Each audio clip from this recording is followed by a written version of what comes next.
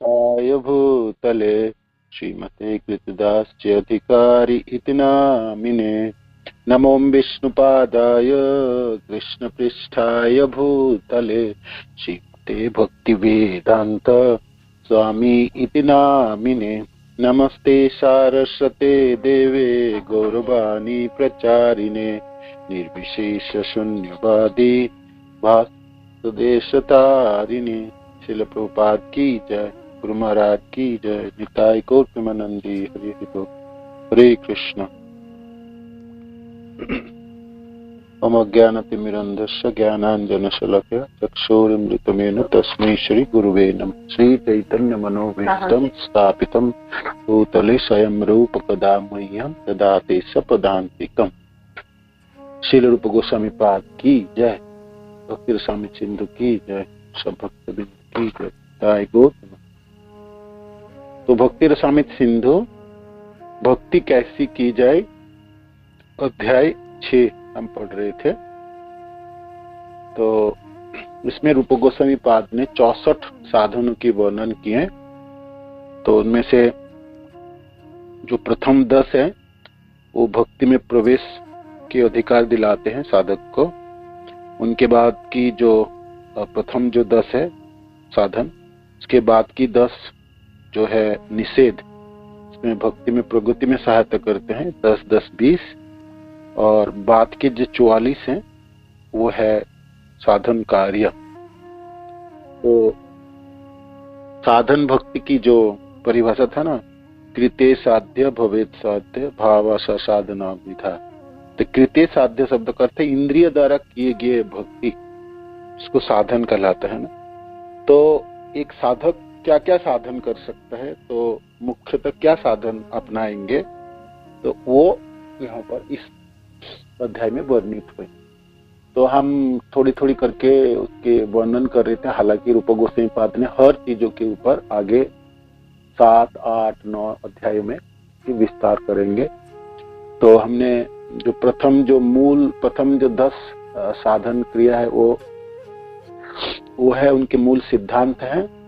उसके बाद उसको विधि कहलाते हैं। और प्रवृत्ति और निवृत्ति होते हैं ना। प्रवृत्ति माने जो चीजों को करनी है ढंग से अच्छे से, और निवृत्ति है जो चीजों से हम निषेध है जिसको नहीं करेंगे। तो ये 10, 10, 20 हुई और आगे की 44 और 20 64। तो 44 जो कार्य थे तो उसमें से हम कल पढ़ के आए थे 10। 44 में से 10 तक पढ़े थे और व्याख्या भी किए। तो आगे हमने 11 से लेके 44 तक पढ़ेंगे और थोड़ी थोड़ी करके उनके ऊपर समझने के प्रयास करेंगे। ठीक है। आज के अंतिम जो 44 कार्य है, तो उस 44 कार्य के हमने शुरू करेंगे 11 नंबर से। अर्च विग्रह की स्वयं सेवा की जाए। अर्च विग्रह की स्वयं सेवा की जाए। अर्च विग्रह की स्वयं सेवा की जाए।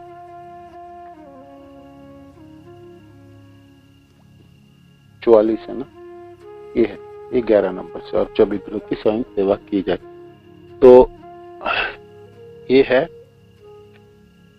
गायन करे, संकीर्तन करे, कीर्तन जप करे, प्रार्थना करे, प्रसिद्ध स्तुतियों का पाठ करे। तब बताइए अर्च विग्रह की स्वयं सेवा की जाए।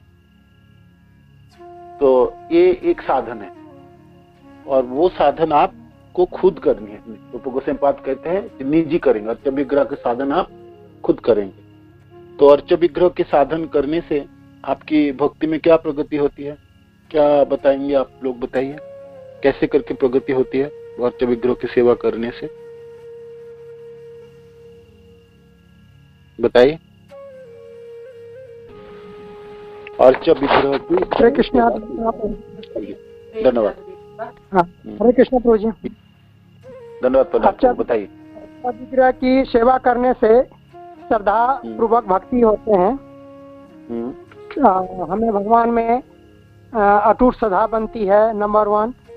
कुछ लोग भगवान की सेवा जैसे अर्चा विग्रह के अलावा जैसे भगवान की थाल होते हैं, आरती वगैरह की जो हो, और भगवान के जो वो ग्लास वगैरह अलग से होते हैं। कुछ लोग दाई या माई वगैरह से कराते हैं साफ सफाई वो चीज। तो वो सब भी खुद से ही करना चाहिए, बल्कि दूसरे से कराने के बजाय।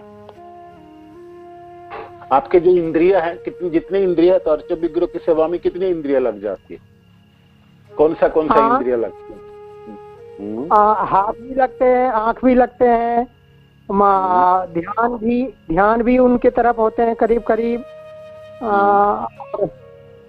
इस तरह से 3-4 इंद्रिया तो उनमें लग ही जाता है प्रॉपर तरीके से। मन, ध्यान और मन भी तो लगते हैं, मन भी जी जी जी। तो इंद्रियों द्वारा किए गए साधन है ना, तो इंद्रियों के लगाना, साधन भक्ति में इंद्रियों को लगाना है। तो अर्च विग्रह की स्वयं सेवा की जाए तो उसमें आपके बहुत सारे इंद्रिय लग जाती है, और एक उत्तम साधन है जो आपके भक्ति में प्रगति में सहायक है ना। अर्च विग्रह की स्वयं सेवा की जाए, ठीक है ना। आगे है गायन। गायन करे, गायन करे शब्द का अर्थ क्या है?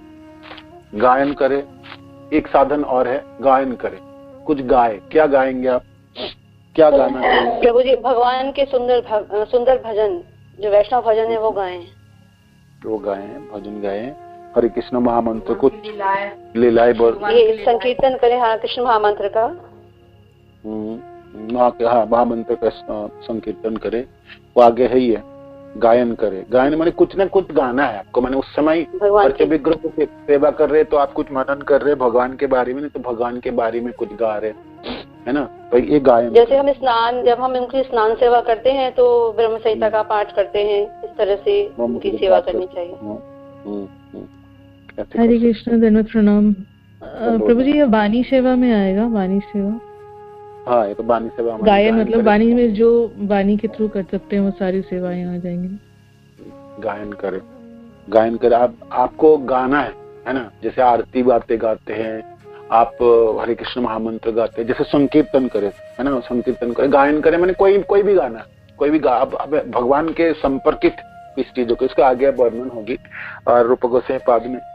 जैसे दामोदर लीला में कृष्ण को यशोदा माता गा रही थी। हाँ, जैसे दामोदर लीला में आप जानते हैं ना, यशोदा मैया मक्खन पर बना रही थी, तो भाई मंथन कर रही थे, तो उसमें भगवान कृष्ण के लीला गा रही थी, है ना। तो ऐसे ही आप अभी जब आपको गाना है कुछ ना कुछ, जैसे हम जप लिया, जपने के बाद आप बाकी सारे काम भी कर रहे हैं, बाकी आप ऑफिस जा रहे हैं या बिजनेस के कार्य में जा रहे हैं, तो आपने मन में गुनगुना सकते हैं भगवान के लिए, भगवान के संपर्कित कोई चीज, भगवान के भोग लगाते समय, गुनगुनाते समय करते। गायन करना में ऐसा नहीं है आप बहुत अच्छा तरह से आपकी बहुत कंठ अच्छा होनी चाहिए, स्वर और तार ले आप जानते नहीं, आप तो उसे भगवान के आनंद के लिए गाएं, है ना। आप दूसरे किसी लोगों को थोड़ी सुनाने के लिए आप गा रहे। तो ये गायन करनी और गाना चाहिए, है ना। गाना चाहिए सबों को, बेशक आपको आए ना आए, कुछ तो आएगा, कुछ तो आप बोल पाएंगे, है ना। कुछ तो कोई तो होगा, तो उसमें कौन है? उसमें तो भगवान को ही सुनाने के लिए आप गा रहे हैं यार। आप अपने इंद्रियों को कलमश मुक्त कर रहे हैं और दिव्य बना रहे हैं भगवान के गानों से, है ना। तो ये संकीर्तन करें, कीर्तन जोर बा सम कीर्तन, बहुत सारे लोगों को मिलके साथ में संकीर्तन करें। तो इस कली युग में जितने भी साधन है, आगे जाके हम पढ़ेंगे चैतन्य चेतावनी पे है, ये संकीर्तन के बिना कोई साधन आप कर रहे हैं तो सब कर्मकांडी में पर्यवस्थित होते, जो वो सही बात कहते हैं। इस समय तो जो भी कुछ आप करेंगे तो कीर्तन के साथ, जैसे अभी आप अपने अर्च विग्रह सेवा कर रहे, वो भी कीर्तन के साथ, आप भोग आदि बना रहे कीर्तन के साथ, आप पूजा कर रहे कीर्तन के साथ, आप माला जप रहे, थोड़ी सी कीर्तन कर लिया फिर माला जपना, फिर बीच में थोड़ी कीर्तन कर लिया फिर माला जपना। कोई भी साधन आप अपनाएंगे कली युग में, वो कीर्तन के साथ होना चाहिए। होने से उनमें वो दिव्यता उत्पन्न होती है। उस साधन में आप प्रगति कर सकते हैं, आपके भक्ति में प्रगति हो सकती है।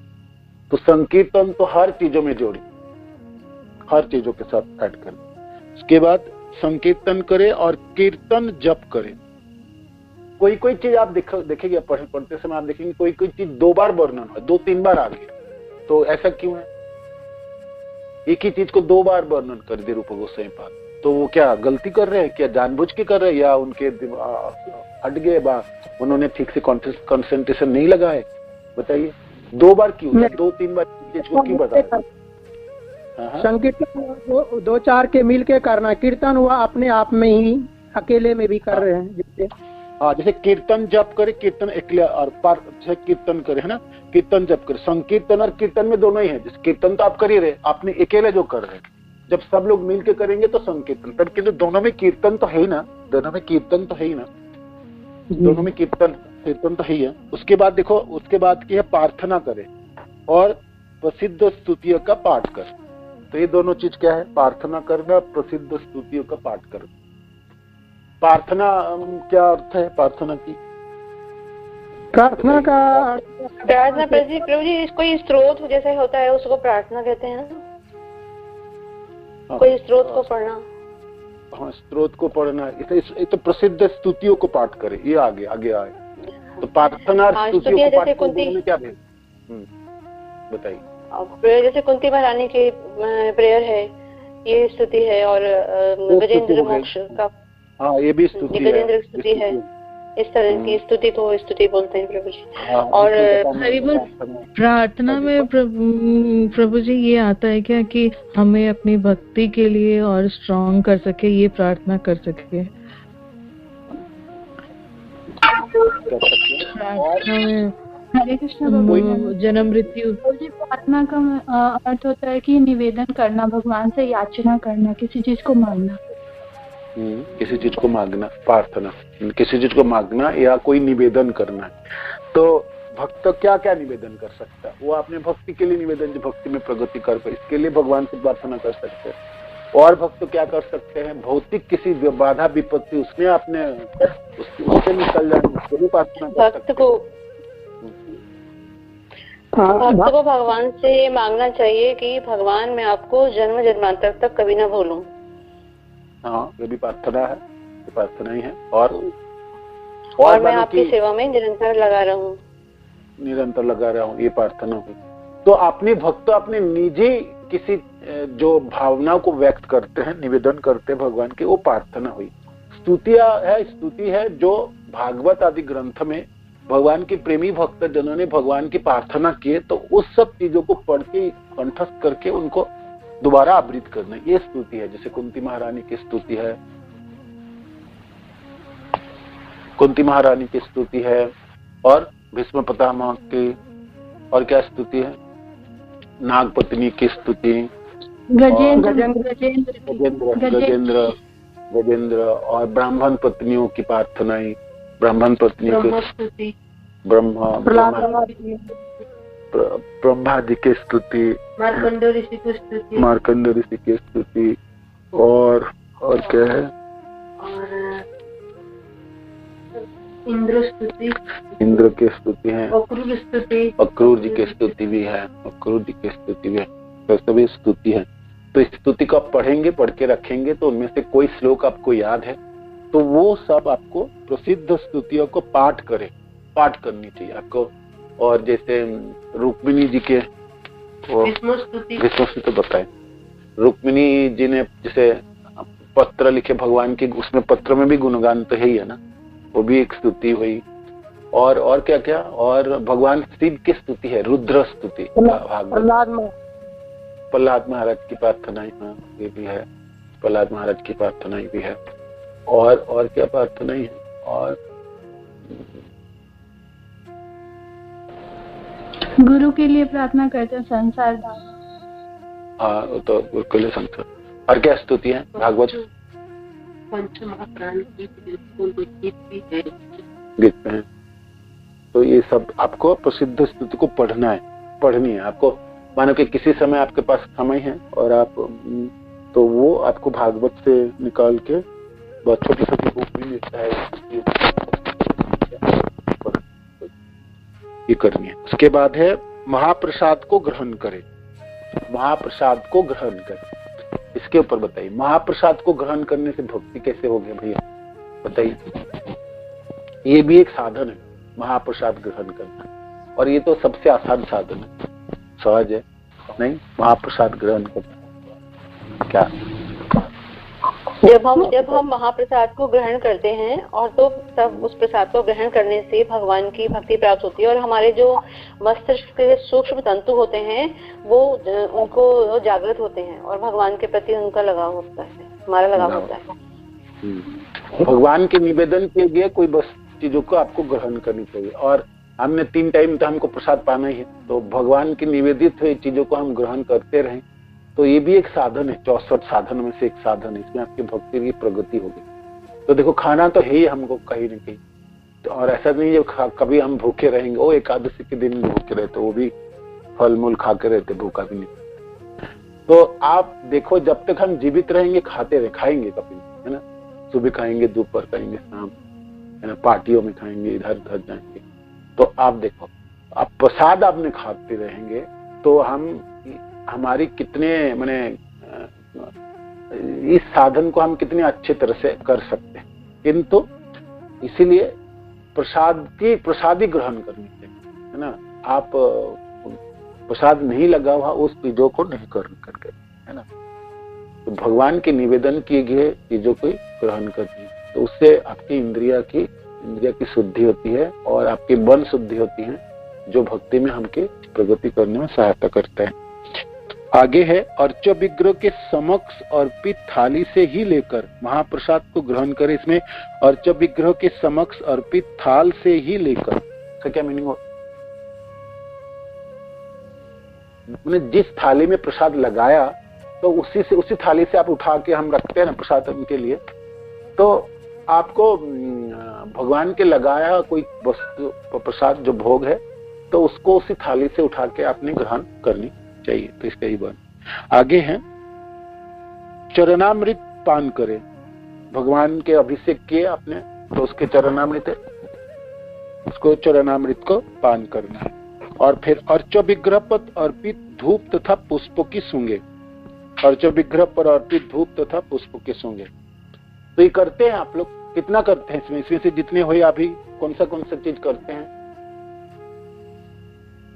ये करते हैं आप? प्रभु जी अब हम लोग ने सब कुछ ये तो अब तक जो आ रहा है वो सब करते हैं ना प्रभु जी। महाप्रसाद को ग्रहण करते हैं, थाली में चरणामृत पान करें और चरणामृत पान करते हैं। अच्छा, विग्रह पर जो पुष्पों को भी सूंघते हैं, सूंघना चाहिए। हाँ, उसके बाद अर्च विग्रह के चरण कमलों का स्पर्श करें। अर्च विग्रह का चरण कमलों का स्पर्श करें।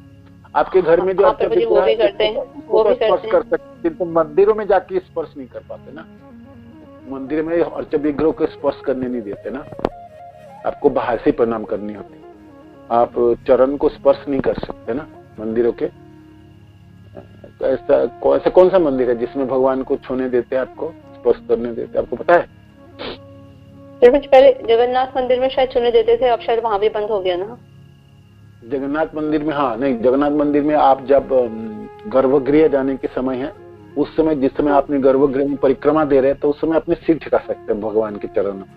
या जब भगवान रथ यात्रा के समय गुंडीचा में 9 दिन होते हैं ना, तो वहां भगवान के जहाँ पर है वो सिंहासन तक पहुंच के सिंहासन के ऊपर अपने सिर आप स्पर्श कर सकते हो। तो ये हो सकता है, इतना तक होगा, ये उस समय होगा। और जो मंदिर पंडारपुर मंदिर है ना, जो विठल जी के मंदिर है, वहां पर भगवान को स्पर्श करते हैं सब, एक विशेष समय जो भी दर्शनार्थी ना भगवान के चरण को स्पर्श कर सकते हैं। पंडारपुर में जो विठल भगवान, वो आज भी है, आज भी ऐसे लोग, मैंने तो गया नहीं, लेकिन सब लोग कहते हैं जो वहां पर भगवान को चरण को स्पर्श कर सकते हैं। ठीक है, मंदिर में आप नहीं कर सकते तो अपने अर्च विग्रह जो है, जिसके घर में आपके अर्च विग्रह है, उसको आप स्पर्श करनी चाहिए।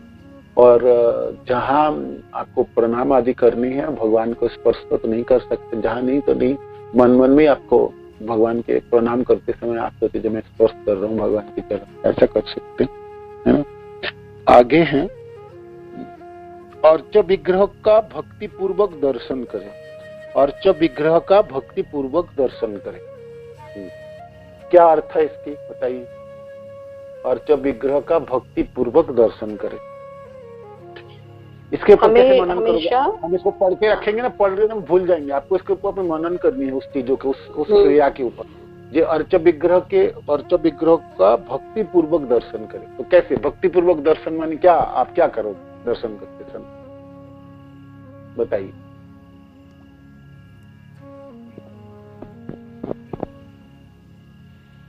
भगवान के रूप ध्यान करते हुए उनका दर्शन करना चाहिए। और भगवान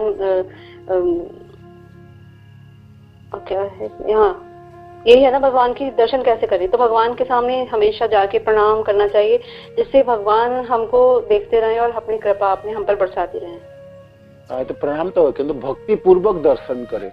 जैसे हम जब दर्शन करते हैं, तो भक्ति पूर्वक दर्शन करें, क्या अर्थ क्या है?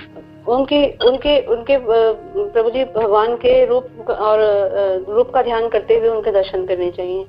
उनकी लीलाओं का स्मरण करते हुए उनका दर्शन करना चाहिए। और कोई? प्रभु जी जल्दी नहीं बताना चाहिए भगवान को दर्शन करते समय, आराम से तसल्ली से और अपनी भावना के अकॉर्डिंग दर्शन करना चाहिए चरणों से। हाँ, आप भगवान के दर्शन कैसे करनी चाहिए, कहाँ से शुरू करनी चाहिए, कहाँ तक छोड़नी चाहिए, उसके क्या नियम है? चरणों से शुरू करना चाहिए। अपन भगवान के चरणों से दर्शन शुरू करना चाहिए ना प्रभु जी? हाँ, चरणों से शुरू करके आप सीट तक पहुंचना चाहिए। आपको एकदम सीधा श्रीमुख में दर्शन नहीं, भगवान के पहले तो चरण देखने की कोशिश करनी चाहिए। चरण आपको दिखाई पड़े तो ढका हुआ फूलों से व वस्त्रों से, वो तो ठीक बात है, किंतु तभी भी आपको चरण को देखने के लिए प्रयत्न करनी है, दर्शन करने के लिए। और मंदिरों में ये एक विशेष प्रावधान रहता है, जब भगवान के चरण दिखाई पड़ते है ना। ठीक है, राधा रानी के चरण आप नहीं देख पाएंगे, वो तो फिर राधा अष्टमी के दिन ही दिखाई होता है, बाकी समय तो भगवान कृष्ण के चरण आप देख सकते हैं, गौ निताई के चरण दर्शन हो सकते हैं। तो चरण दर्शन करते समय जैसे आप चरणों को अच्छी तरह से दर्शन कीजिए, जिस चरणों में भाई क्या है, तलवे देखो लालिमाई है भगवान के। और तो गुरुदेव की क्लास में, जपा क्लास में हमने सुने भगवान के चरणों में चिन्ह भी होते हैं, है ना, तो वो भी आपको मनन करनी चाहिए। तो भक्ति पूर्वक की बात आ रही है ना। और फिर चरणों में कैसे कैसे तुलसी की माला पहनाए पुजारी, वो भी आप अच्छी तरह से दर्शन कीजिए। ऐसे चरण को दर्शन करते हुए, और आप ये भी सोचिए इस चरणों की क्या महिमा है। भागवत आदि में चरणों की महिमा वर्णन किया।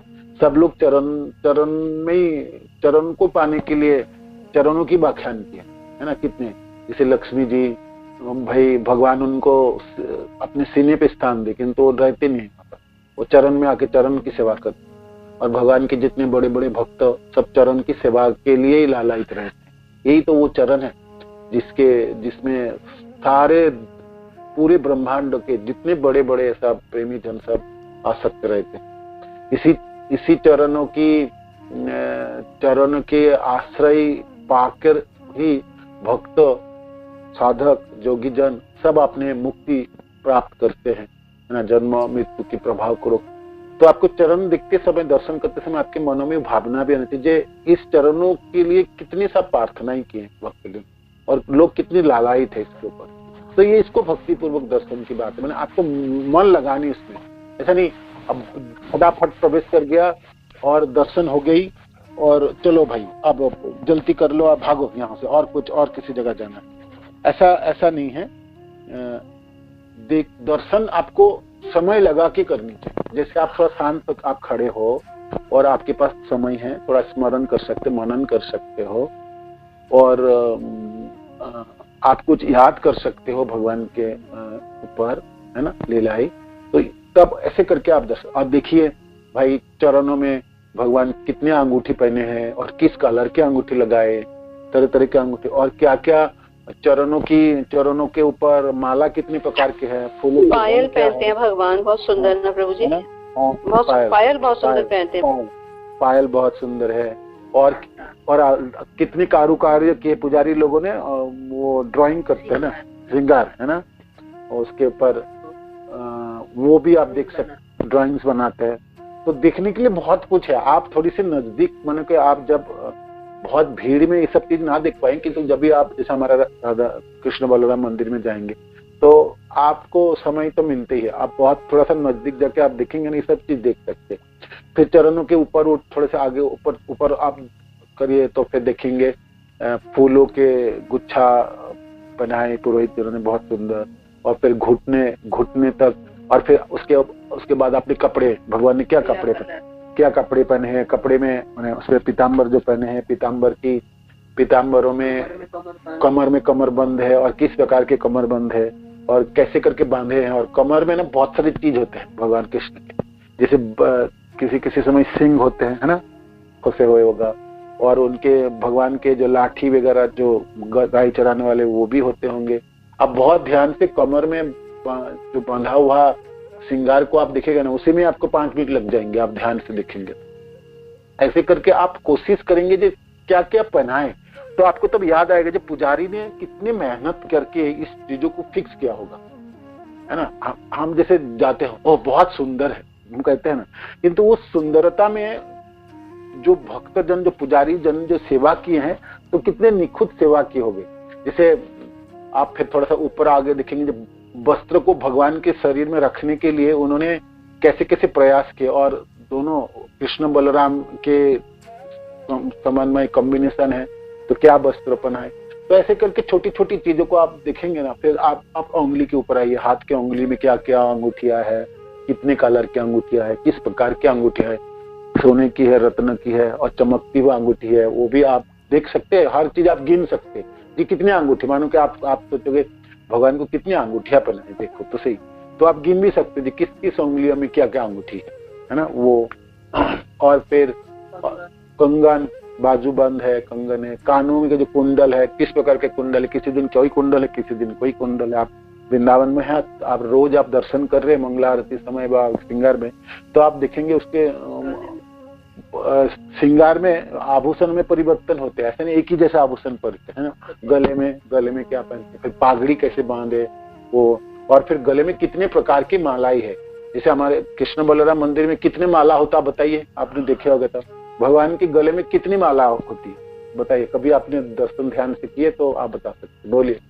भगवान कृष्ण बलराम के नीति में भगवान कृष्ण के गले में कितने माला होते हैं? श्याम सुंदर के गले में तो और पूछता हूँ, भगवान कृष्ण अनगिनत माला होती है प्रभु जी। नहीं, अनगिनत नहीं बोल सकते, बोलते कितना होगा, 2, 4, 10, बताइए, बोलिए। हरे कृष्ण प्रभु जी, कम से कम 6 माला होती है। कम से कम 6 माला तो दो माला ध्यान करेंगे, होती है।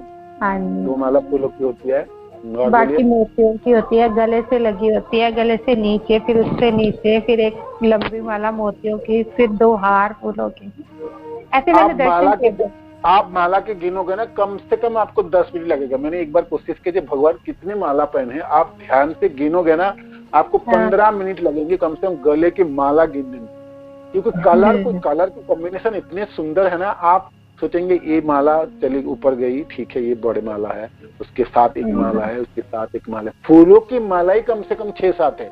रत्न की माला तो और है, वो तो है ही है, फूलों की माला ही 6-7 कम से कम विशेष दिन। और विशेष दिनों में, जो फेस्टिवल दिन में तो और भी और ज्यादा है, ठीक है ना।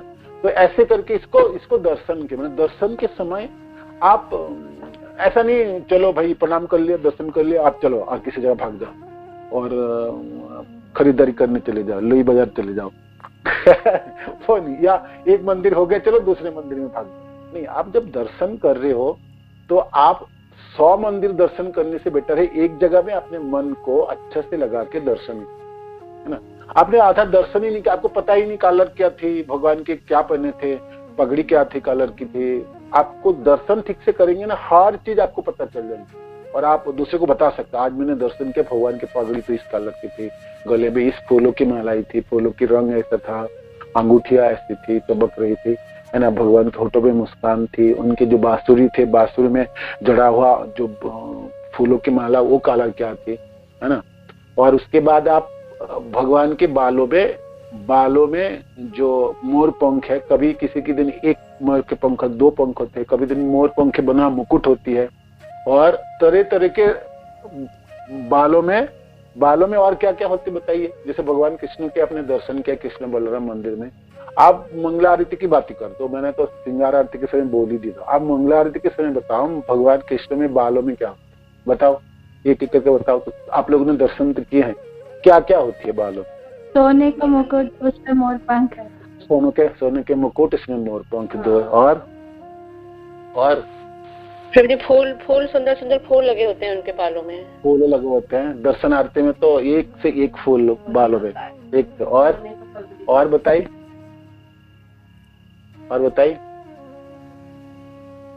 भगवान के बाद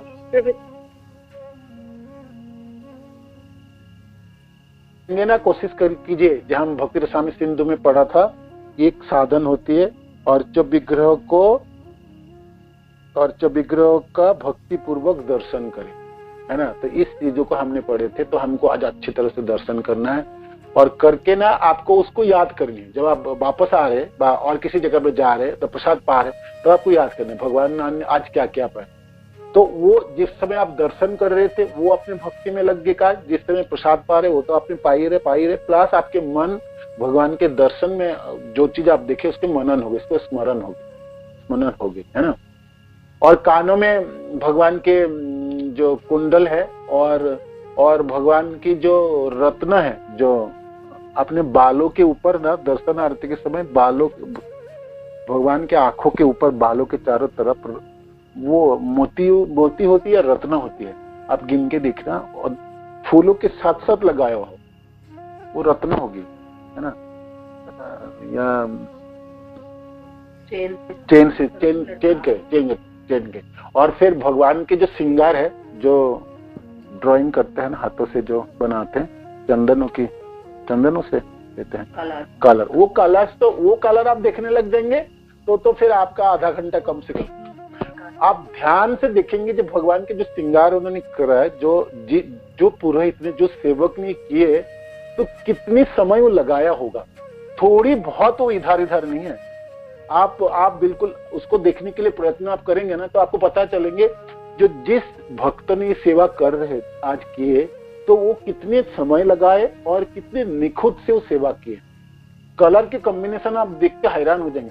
आप एक दूर से आप देख रहे हैं कृष्ण बलराम को, और आपको नजदीक जाके जब आप श्रृंगार वो देखेंगे ना, जो चित्रकारी है, इसको बोलते चित्रकारी जो किया है ना, वो चित्रकारी आप देखने लगेंगे ना, तो आपके तो सारे इंद्रिया लग जाएगा उसमें। आप मन को लगानी पड़ेंगे, बुद्धि लगानी पड़ेंगे, आंखों लगानी पड़ेंगे, आपको आप बुद्धि सोचना पड़ेगी कलर क्या है, कैसे करके इसके कॉम्बिनेशन हुआ और इतने निखुत कैसे हो सकता है कि नहीं। तो ये है देखने की जो, हाँ, आपको कैसे करके अर्च विग्रह को भगवान में मंदिर है, भगवान के विग्रह को दिखा जाए। तो इसीलिए यहाँ पर उपगोस्वामी पाद के अर्च विग्रह का भक्ति पूर्वक दर्शन करे, भक्ति पूर्वक दर्शन करे। भक्ति शब्द का अर्थ है प्रीति पूर्वक सेवा, प्रेम के साथ आप भावना लगा के भगवान को दर्शन करें, क्योंकि भगवान के अर्च विग्रह और भगवान में कोई भेद नहीं है। और कृष्ण अर्च विग्रह कृष्ण है, ऐसा नहीं है कि गोलोक में कोई कृष्ण है और अर्च विग्रह कोई डिफरेंट हो। उसी में कृष्ण और कृष्ण की मूर्तियों में भेद नहीं होता है ना, दिव्यता है। तो ये इसी चीजों में आपको अच्छी तरह से, इस साधन को बहुत आसान से किया जा सकता है। इसके लिए बहुत मेहनत की जरूरत नहीं, बहुत बुद्धि की भी जरूरत नहीं, आपको तो देखना है कि नहीं। आप मूर्ख हो, आप ज्ञानी हो, आपको सिर्फ आंखों को लगाना है और आपको समय देनी है बस। और आपको इच्छा होनी चाहिए, जहां पे देखो पांव से, चरणों से लेके सिर तक हर चीजों को देखो, सब चीजों का। इसलिए आप देखते हैं ना, कोई भक्त वृंदावन में जो लोग रहते हैं, वो तो घंटे घंटे खड़े होकर दर्शन करते। आप सोचोगे भाई ये लोग क्या दर्शन कर, रोज एक ही चीज क्या दर्शन करता होगा और इतने समय क्यों लगाता होगा, है कि नहीं। तो इसका अर्थ ये है, ये भी एक साधन है ना, ये एक साधन है और अच्छे साधन है। ये बहुत सहज साधन है, बाकी सब साधनों से दिखा जाएगी नहीं, क्या बोलते हो? बाकी साधनों से माला करो जी माता जी। प्रभु जी, जब हम भगवान का दर्शन करते हैं नख से शिर तक, तो उस वक्त हमारे मन में हरे कृष्ण महामंत्र का कीर्तन चलते रहना चाहिए या कुछ और प्रेयर करनी चाहिए? नहीं, आप देखो, दर्शन करते समय आप ठीक से दर्शन करोगे ना, तो आपको कुछ करने ही नहीं देगा वो। आपके मन और बुद्धि तो उसी में लग जाएंगे। जैसे आप मानो कि कलर की कॉम्बिनेशन देखना चाहोगे और कौन सा फूल लगे हैं और फूलों की कलर क्या है, उतने आप सोचो तो आपको और बाकी कुछ सोचने ही नहीं देंगे। समझ आया ना। दर्शन आप ठीक से कर रहे हो ना, तो आपके सारे बुद्धि, आप सारी इंद्रिय उसी में लग गया। आप उससे मन में और कुछ कर ही नहीं सकते, ठीक से आप कर रहे हो तो आप मानो कि तभी भी आप दर्शन, मतलब उनके सौंदर्य को निहारने में समय जाएगा। निहारने में आपको पूरा लगानी चाहिए समय। दर्शन करना मीन्स उसी में पूरे आपके इंद्रिय सब उसमें लग जानी चाहिए, बुद्धि और मन, और बाकी आंख तो लगी रहे, बुद्धि और मनो को भी उसमें लगा, उसमें निहारनी, तो बहुत ध्यान से आपने दर्शन करेंगे, सारे इंद्रियों को लगा के एकत्रित करके करोगे, कंसंट्रेट होके, तो फिर उसमें आनंद आती है और आपको सारे कॉम्बिनेशन आपको पता चल जाएंगे, क्या कपड़े थे, क्या कलश थी, क्या रत्न थी, कितनी मालाई थी, माला का क्या फूलों की क्या रंग थी, सब आपको पता चल जाए, सब पता चल जाए। और सबसे बड़ी विचित्रता है, आप रोज दर्शन करेंगे, मानो कि आप वृंदावन में रह रहे 1 महीने तक और रोज आप दर्शन कर रहे, दर्शन आरती के समय या मंगला, आप देखेंगे उसमें वेराइटीज है, रोज एक जैसा नहीं है कपड़े, रोज एक जैसा कलर्स नहीं है, रोज एक जैसा उनकी स्टाइल नहीं है, वो बहुत तरीके हैं। और जो चित्रकारी करते हैं भगवान के चारों तरफ, वो भी स्टाइल है, एक से एक स्टाइल है उनमें, वो उसके इतने फाइनल पॉइंट्स ना आपको दिखाई पड़ेगी। तो इसका रूप गोसाई पाद ये करना चाहते हैं, जो आपको मन, आपकी इंद्रिया, आपकी बुद्धि, आपके आंख, सब आपके जो ज्ञानेंद्रिय हो, कर्मेंद्रिय हो और आपके मन जो सर्वोपरि, वो उसमें लगनी चाहिए। ठीक है ना। आगे पॉइंट है, समय समय पर आरती करे, समय समय पर आरती करे। आरती तो करते ही, जैसे दीक्षित भक्त सुबह करेंगे, दोपहर करेंगे, शाम करेंगे। गुरुदेव तो कहते हैं हम लोग जब भक्त थे कितने बार आरती करते थे? 7 बार। 7 बार बोल गुरुदेव कहते हैं, जब जो भैंकोबार में जब हम लोग पहले भक्त बने और दीक्षा लिए, तो दिन में कितने आरती करते थे कोई काउंट ही नहीं था। ये तो ऐसे 3 बार आरती तो करने का 5 बार। 5 बार कब करेंगे? सुबह, अच्छा मंगल आरती समय दर्शन हो, तो वो तो जो लोग मंदिर में जा रहे कर रहे हैं, किंतु जैसे घर में जो अर्चा विग्रह की है 3 बार, 2 बार या 3 बार, तो आरती आपको करनी चाहिए। ठीक है ना। तो समय समय पर आरती बारतरी करे। श्रीमद् भागवत, भगवत गीता तथा अन्य ऐसे ही ग्रंथ से भगवान तथा उनकी लीलाओं के विषय में श्रवण करे। और ये रोज करनी चाहिए, ऐसा नहीं है कभी कभी हमने सुन लिया, 2-4 दिन बाद सुन लिया, 2 महीने बाद सुन लिया। रोज आपके नित्यम भागवत सेवा, जैसे सुबह की क्लास चलती है, रोज सुनना चाहिए। हमने कब कितने साल हो गए? कम से कम 5 साल होने वाला है ये नित्यम भागवत सेवा है ना। 5 साल होने वाले, और भागवत की चैप्टर 10th कैंटो अब समाप्त होने वाले हैं। 84 में गए, 85 जी। हरे कृष्णा प्रभु जी, ये 4 साल पूरा होगा, 5वां स्टार्ट होगा ऐसे। 5वां स्टार्ट हो गया, हाँ 5वां स्टार्ट हो गया। और प्रभु जी जो आप बोल रहे हैं ना कि वो चित्र बने होते हैं, वो गुरु महाराज जब हमें इनका दर्शन का बता रहे थे तो उसको वो मकरी पत्र भंग बोल रहे थे ना। ललित मकरी पत्र भंग करके उन्होंने बताया था वर्ड की, वो जो ड्रॉ होते हैं उसमें लताएं, पुष्प, पत्ते वगैरह ड्रॉ किए होते हैं। हैंड्स में भी, पाम्स में भी पूरे उनकी सजाए होते हैं। जैसे हम लोग मेहंदी लगाते हैं, वो लोग पूरे बॉडी में उनके कुमकुम से वो डेकोरेट करते हैं। वो पूरे एक सब्जेक्ट है, विषय वस्तु है, वो कैसे कैसे करना है, कलर क्या होनी चाहिए। जो भक्त लोग करते हैं ना, वो बिल्कुल कलाकार है, कलाकारी है, और बहुत घंटे की सेवा है ये प्रभु जी। लेकिन ना आप सही कह रहे हो, एक चीज में 15 मिनट, क्योंकि अभी आजकल जब जपा क्लास में गुरु महाराज कराते हैं तो फोटो देते हैं, या फिर अब फोटो नेट से भी लेके, तो मैं खुद देखती हूँ कि बहुत टाइम लगता है। आप कह रहे हो ना 15 मिनट, लिटरली एक चीज देखने में 15 मिनट लगते हैं। और इस तरह से कम से कम नहीं तो घंटा 1.5 घंटा अगर पूरा श्रृंगार हम चरण से आराम से। लेकिन आप वृंदावन में जो प्रभु जी एक बात बताओ, प्रभु जी जो एक बात बताओ, जब हम लाइव वृंदावन में देख रहे होते हैं तो हमें 5 मिनट भी मुश्किल से वहाँ खड़े रहने नहीं दिया था। वो चलो आगे, मतलब और मंदिर में तो खैर वो है कि एक क्षण रुकने देते हैं, चलो वृंदावन में थोड़ी देर हमें रुकने देते हैं, लेकिन 2 से 3 मिनट होते हैं। अभी हम उनका कलर भी देखते हैं, मतलब ठीक से बांसुरी भी देख नहीं पाते। आपको मैंने कुछ दर्शन करना है ना, बताऊं। जैसे अभी तो कोविड के वजह से कोई रेस्ट्रिक्शन किए, और ये रेस्ट्रिक्शन हट जाएंगे या फेस्टिवल में करते हैं। किंतु जब भी मानो कि आप वृंदावन गए और भगवान को अच्छी तरह से दर्शन, नॉर्मल में, मतलब नॉर्मल समय, तो कैसे किस समय दर्शन करने? देखो मंगला आरती के समय तो भीड़ हो गया, तो ठीक है, दर्शन आरती हो गए, आरती वगैरह हो गया, गुरु आरती सब हो गई, लोग सब प्रणाम आदि करके चले गए। उस समय आप 7:30 बजे शुरू होता ना श्रृंगार आरती के बाद दर्शन। हाँ, श्रृंगार आरती के बाद दर्शन करो, उसमें खाली होते, और आप आराम से आप घंटे भर खड़े रहिए, घंटे भर खड़ा होकर दर्शन करिए, कोई आपको डिस्टर्ब करने वाले नहीं। कि लोग ही नहीं होते उस समय, सब चले गए, लोग प्रसाद पाने चले गए या भागवत कथा सुनने में चले गए, है ना।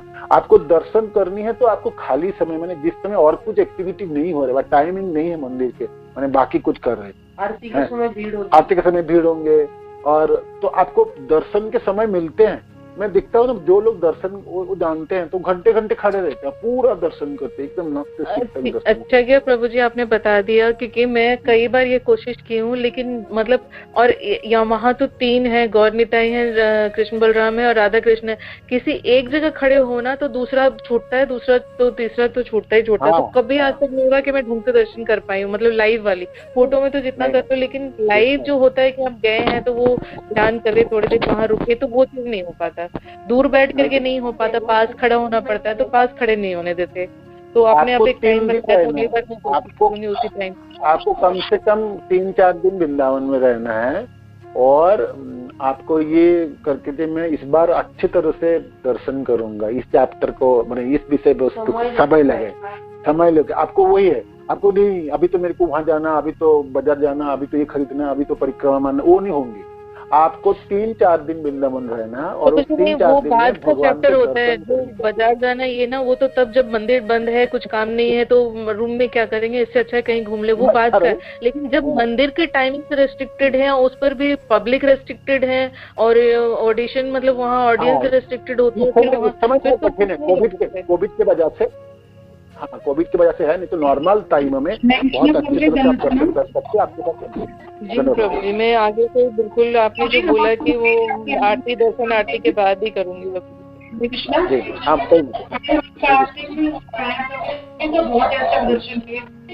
आवाज में बहुत अच्छे से दर्शन हुआ। आपकी आवाज नहीं सुनाई दे रही, मतलब आपकी आवाज नहीं सुनाई दे रही। हरे कृष्णा, हरे कृष्णा, हाँ हाँ बोलिए। हरे कृष्णा प्रभु जी, मैं बोल रही थी, हम लोग अभी कार्तिक में होके आए हैं और हमने बहुत अच्छे से दर्शन किए। ये किसी ने नहीं किया, उन्होंने कहा थोड़ी देर में चले जाइए, अभी समय नहीं होता। पर जैसे आप कह रहे हैं ना कि जो समय खाली होता है, जो कोई एक्टिविटी, उस टाइम तो आप कितने भी देर खड़े होकर दर्शन कर सकते हैं। और तीनों विग्रह के, गौरनिताई के भी, कृष्ण बलराम के भी और राधा श्याम सुंदर के भी बहुत सुंदर दर्शन। और जितनी मर्जी देर तक वहाँ लोग खड़े रहते हैं, 1 घंटा तक हटाने पे भी नहीं हटते, वो इतना जबरदस्ती नहीं करती है कि आपको छोड़िए। आप कोविड के लिए थोड़ा करते हैं, पर इतना नहीं करते हैं। हाँ, बाकी समय में आप बहुत अच्छी तरह से कर सकते हैं। ठीक है। अब श्रीमद् भागवत, भगवत गीता तथा अन्य ऐसे ग्रंथों से भगवान तथा उनकी लीलाओं के विषय में श्रवण करें। ये श्रवण करना है ना। तो भागवत श्रवण, जैसे नित्यम भागवत सुनी रहे, बाकी हमने क्लास आदि सुन रहे, गीता की हमने, तो आपको श्रवण करते रहनी चाहिए। श्रवण से ही आपकी भक्ति में प्रगति होती है। हमारी जो प्रंथा है, हमारी जो हमारी संप्रदाय है, श्रोत प्रंथा कहलाते है ना। कल हमने महाप्रभु कह रहे थे ना, प्रभुपाद ने तात्पर्य लिखे, जे सुनने से हम बड़े से सुने, तो सुनने से उस चीजों को हम ठीक से ध्यान माने पकड़ सकते हैं। आप खुद पढ़ के वो कार्य हो नहीं सकता, किंतु आप सुनेंगे और सुनने में आप पटु हो जाएंगे, सुनने में आप दक्षता उत्पन्न हो जाएगी, आप सुनने में आपके पकड़ आ जाए, तो फिर आपकी भक्ति में प्रगति बहुत तेजी से होती, और चीज आपको कोई नहीं रोक सकता है। सुनना चाहिए। जैसे वो दिग्विजय पंडित कह रहे थे ना, तुम तो व्याकरण पढ़ाते हो, तुम्हारी क्या अलंकार कैसे जानोगे महाप्रभु को, निमाय पंडित को। तो निमाय पंडित कहते मैंने सुना हूँ, दूसरे से सुना हूँ, बड़े से सुना हूँ। तो इसमें प्रभुपाद ने तात्पर्य में कहा, ये सुनना जो है इसमें दक्ष होने। एक भक्त को किस किस चीजों में दक्षता, सबसे जो पहला दक्षता है उनकी श्रवण में, इस चीजों में वो दक्ष हो जाए तो बाकी सब चीजों की कमी पूरी हो जाए, सबकी कमी वो पूरी कर देंगे। इतने माने बलवान साधन है ये श्रवण है विधि, इतनी बलवान। आप श्रवण में आपने भावना के लगाओगे, समय लगाओगे, मन को लगाओगे, बुद्धि लगाओगे। जैसे क्लास चलती है, आप हमारा जैसे भागवत की क्लास चलती है, नित्यम भागवत, आप ठीक से सुनेंगे रोज, तभी आपको वो रस की उत्पत्ति होती है और आपको दिनों दिन सुनने की इच्छा है। आप बस ऑन करके रख लिया और आप कुछ कार्य कर रहे हो, आप आधा सुन रहे हो, नहीं सुन रहे हो, तो उससे आपका बहुत ज्यादा रुचि बढ़ने वाली नहीं है। इसलिए 1 घंटे की क्लास जो मैंने वैसा ऐसा है कि कम से कम आप ज्यादा से चीज सुन पाओ, है ना। ठीक है, कुछ कार्य भी आप कर रहे हो, मान कर रोटी वगैरह सब्जी वगैरह बना रहे हो, भगवान की सेवा आदि कर रहे हो, किंतु जैसे सुन पाए, मैंने ऐसा नहीं है आप रास्ते में चल रहे हो और गाड़ी वगैरह की आवाज है, ये सब चीज है, तो फिर आपका बाधक है। तो ध्यान से आप सुनोगे नहीं तो आधा उसको आप पकड़ेंगे, आधा नहीं पकड़ेंगे, तो उसमें दक्षता उत्पन्न नहीं होगी। श्रवण में पटु होने का अर्थ है उसपे आपने सब कुछ लगना चाहिए। आपके कानों में आप सुन रहे हैं, मन को भी आप उसमें लगानी है, आंखों को और बाकी सब इंद्रियों को जिस चीजों को सुन रहे हो उसको देखने के लिए प्रयत्न करेंगे, है ना। तो वो ये स्मरण वाला विधि होती है, लीला स्मरण। मानो कि आप गोचारण लीला के श्रवण कर रहे, तो कानों से तो सुन रहे हैं, भगवान चले जा रहे हैं अपने दोस्तों के साथ वनों में प्रवेश करने के लिए, तो इस चीजों को आप सुन रहे कानों से। तो मन को लगाएंगे तो उस शब्दों की जो अर्थ है वो आप हृदयंगम कर पाएंगे। या भगवान क्या क्या चीज पहने हैं, मन को नहीं लगाएंगे ना, भगवान के चीजों को आपके सामने वर्णन करते चले जाए, आपको कुछ भी सुन तो रहे हैं किंतु आपको पता ही नहीं चलेगा। आप थोड़ी 10 मिनट के बाद आप सोचो जब सचमुच क्या बोल के चले गए, वो तो पता ही नहीं चला। जैसे 11 कैंटों में दत्तात्रेय जी कहते मेरे पास 24 गुरु हैं, तो उसमें से एक गुरु वो था जो वो एक व्यक्ति जो लोहे की, उसको क्या कहते हैं, लोहार, वो लोहे की सीख बना रहे थे, माने लोहे की सीख बना रहा था। तो उसको पूछा गया, उसके सामने से राजा की सवारी चले गई, राजा की सवारी गए लोग, बजा के चले गए, इतने लोग गए सवारी। तो थोड़ी देर बाद आके पूछते भाई आपने कुछ देखा? कहते नहीं मेरे सामने तो कोई गया नहीं, मैं अपने लोहे की सीख बना रहा था, तो लोहे की सीख ठीक नहीं हो रहा था, सीधा नहीं हो रहा था, मेरा मन सब उसमें ही था, तो इसलिए सामने क्या गया मेरे को नहीं पता। तो वो दत्तात्रेय कहते थे ये व्यक्ति एक गुरु है, माने आपके मन उस समय लगानी चाहिए। जैसे कथा भी आप सुन रहे, आप देखेंगे जिस दिन आपने मन लगाया कथा में उस दिन आपने आस्वादन कर पाए। जिस दिन आपके मन नहीं लगी कथा में, किसी वजह से आप व्यस्त है, कोई और कारण से, आप देखेंगे कथा तो हुई, आपका पल्ले में नहीं आया, एक भी शब्द आपके कानों में सब सुने, आप पूरे घंटा आपने लगाया, आप एक चीज भी नहीं बोल पाए, है ना उसमें भावना व्यक्त कर पाए। तो ये श्रवण में पटु होने के लिए प्रयत्न करने पड़ेंगे। और उसके लिए ना आपको मानो कि आप आधा घंटा भी सुन रहे व घंटा भी सुन रहे, जो आप सुन रहे कम से कम उस समय आपने पूरे लगाइए। ऐसा नहीं है सुनूंगा भी और भी काम कर लूंगा, 10 काम और कर लूंगा और फिर श्रवण कर लूंगा, तो फिर पटुता उत्पन्न होने वाला नहीं, और ये सिलसिला हमेशा रह जाएगी और कभी अपने दक्ष नहीं होंगे, हमेशा अपनी गड़बड़ी होगी। जो सुन तो रहा हूं मैं, सुनी तो रहा हूं और भी महाराज गुरुदेव तो कहते हैं सुनते रहो कुछ काम करते रहो। वो ठीक है भाई, जो लोग बहुत दक्ष हो चुके हैं वो सुन के कोई कुछ काम भी कर लेंगे, सुन भी लेंगे। तो हम लोग दक्ष अभी है नहीं, है ना, नहीं मन लगा के नहीं सुनेंगे। आप बताइए जैसे भागवत की श्लोक चलती है, हमने कितने श्लोक की अर्थ से बहुत सुनते हैं, पता ही नहीं हमको, कभी कभी तो विषय वस्तु भी पता नहीं होती जी क्या विषय वस्तु भी चल रहा है। तो सुनने में आपके मन भी लगाना, आपकी कान को भी लगाना, आपके इंद्रियों की भी लगाना, सब कुछ लगाना, जितने इंद्रिय आपके पास भगवान ने दी सबको लगानी पड़ेगी, तभी आपका काम बनने वाला, दक्ष होगी, पटु होगी, है ना। तो उसमें ध्यान रखनी पड़े। और ये एक सेवा है, एक साधन है, 64 साधनों में से एक साधन है, आपने ठीक से श्रवण कर रहे तो ठीक है ना। आगे हैं, अर्च विग्रह से अनुग्रह करने के लिए प्रार्थना करें, अर्च विग्रह से अनुग्रह करने के लिए प्रार्थना करें। क्या अर्थ है इसके, क्या अर्थ है वही बताइए। अर्च विग्रह ये भी एक 64 साधन में, अर्च विग्रह इसका अर्थ है प्रभु जी, इसका अर्थ है प्रभु जी, अर्चा विग्रह से प्रार्थना करनी चाहिए कि वो हम पर अपनी कृपा बनाए रखें ताकि हम उनकी भक्ति अच्छी तरह कर सके हमेशा। सुबह शाम दोपहर आप जैसे सेवा कर लिया, आरती कर ली, तो फिर अर्चा विग्रह के सामने खड़े होके आपको दंडवत प्रणाम करने, हाथ जोड़ के मांगना चाहिए जी मेरी प्रति कृपा कीजिए, मेरा भक्ति आगे बढ़ नहीं रहा है, मैं अपराध हो रहा है या मैं ठीक से भक्ति कर नहीं पा रहा हूँ, आप मेरे को शक्ति दीजिए, सामर्थ्य दीजिए, आप दया कीजिए जिसे मैं भक्ति कर पाऊँ, अच्छे से भक्ति कर पाऊँ, अच्छे से आपकी सेवा कर पाऊँ, अच्छे से भक्तजनों की सेवा पर कुछ जो भी कुछ बातें हैं ना भक्ति संबंधित, आपने अर्च विग्रह के सामने आपको बोलना है।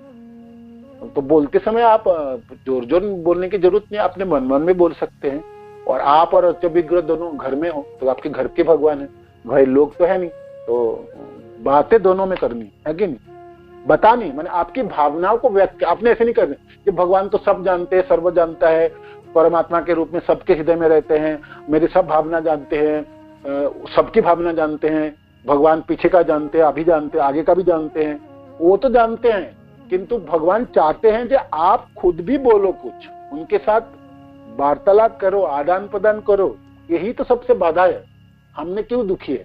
हम कृष्ण से विमुख है। विमुख होता कारण क्या? कृष्ण के हम संबंध जोड़ना ही नहीं चाहते, हम कृष्ण के साथ पहुंचना ही नहीं चाहते, उनके साथ कोई आदान प्रदान करना ही नहीं चाहते। तो सहज आदान प्रदान है, एक सेवा है, रूप गोस्वामी पाद कहते हैं। अर्च विग्रह के सामने अनुग्रह, अर्च विग्रह को क्या है, और अर्च विग्रह से अनुग्रह करने के लिए प्रार्थना करो, जी कृपा करो। देखो गौर निताई, कृपा करो जिससे हम भक्ति कर पाए, कीर्तन कर पाए, प्रचार कर पाए, गुरुदेव की सेवा कर पाए, भक्तजनों की सेवा कर पाए, या आपकी गौर पूर्णिमा आ रहे तो हम क्या सेवा कर सकते हैं, या कोई गलती हो गया तो हमने कैसे बच सकते हैं, भावनाओं को कैसे ठीक कर सकते हैं। बातें करने के लिए हजारों बातें होते नहीं है। जैसे आपने अपने बच्चे से क्या बात करते हैं, आप कहोगे भाई रोज रोज क्या बात करेंगे, पत्नी से बच्चे से करते हैं ना, पत्नी से बच्चे से रोज रोज तो बात करते हैं, नहीं करते। पत्नी से बच्चे से घरों के लोगों से रोज बात तो करते हैं, कुछ ना कुछ तो करते हैं। तो आप कहोगे अर्च विग्रह से रोज रोज क्या मांगे, मांगना नहीं है। आप अपने स्वाभाविक जीवन की बातें कोई बताओ, ये देखो गौरनीताएं आज हमने कपड़े लाया हूँ भाई, ये सब चीज लाया हूँ, आपके लिए भी लाया हूँ मानो की, तो ये बातें हो, तो उससे ना अर्च विग्रह आपके नजदीक लगता है और आपके निकट लगेंगे, है ना।